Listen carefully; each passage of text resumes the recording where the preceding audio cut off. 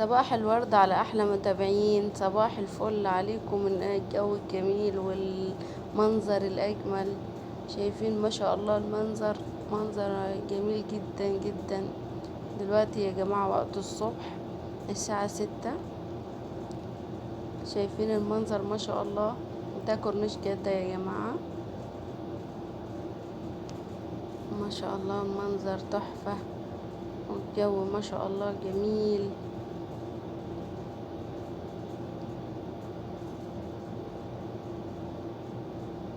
والطبيعة طبعا أجمل من التصوير كتير. شايفين ما شاء الله الجمال.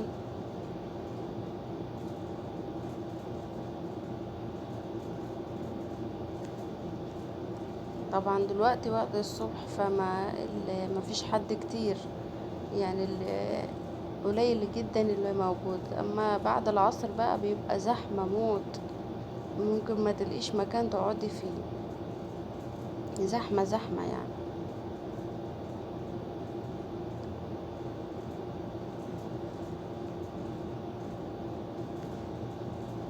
في ناس بتيجي طبعا الصبح دلوقتي تعمل رياضة وكده، وفي ناس كده بتيجي نفسيتها زي انا كده عايزة تغير نفسية وجو كده.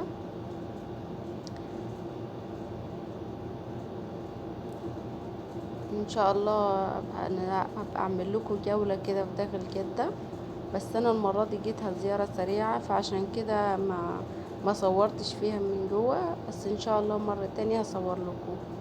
يعني جيت بس الكورنيش، قعدت شوية كده ونصور فيه وبعدين هنمشي، لان انا اصلا مش قاعدة في جدة، يعني انا مش مقيمة فيها، انا في مكة. مكة اصلا وبين جدة ساعة بين بعض.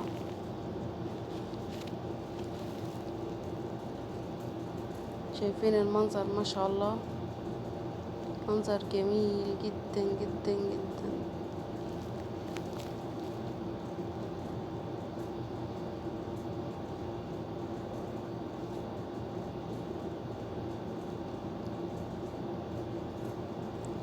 دي يا جماعة شلالات كده بتسقي النجيلة، دي نظام حديث.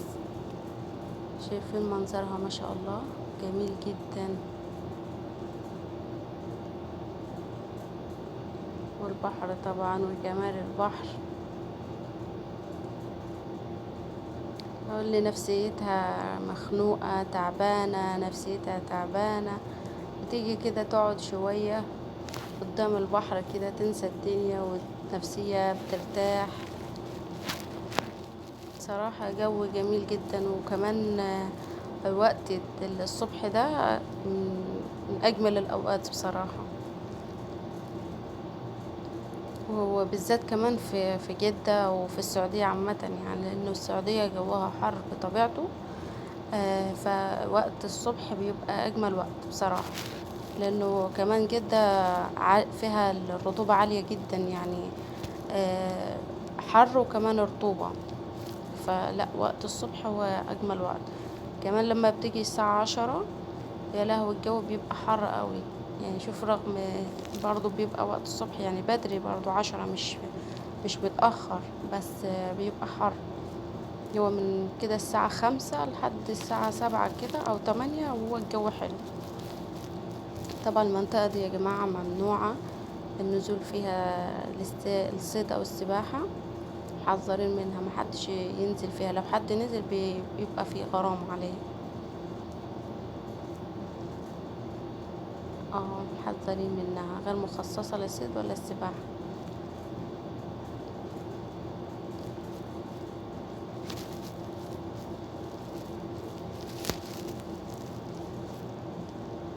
منظر جميل جدا ما شاء الله. يا رب يكون الفيديو عجبكم، وما تنسونيش بقى في اللايك والاشتراك وتفعيل زر الجرس عشان كل ما انزل فيديو يوصل لكم.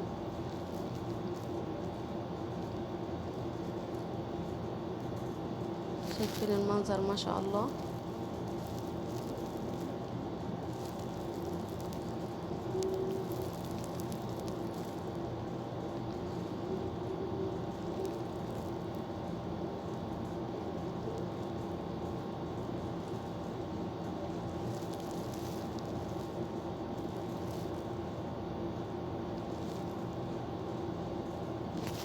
منظر تحفة.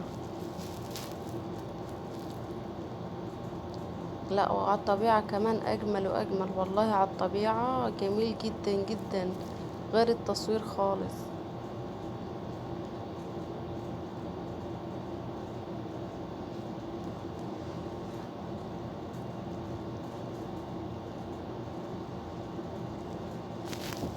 وطبعا ده مش يعني كورنيش كبير جدا، كورنيش جدة ده، بس لأنه احنا جايين كده من الناحية اللي هي فيها، يعني من ناحية الكورنيش ده، فوصلنا هنا بقى.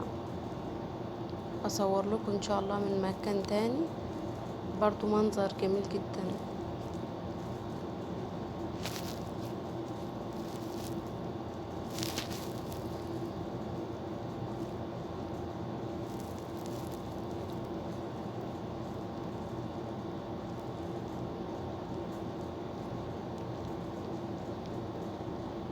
اللي بيحب البحر بقى ويحب الجو ده من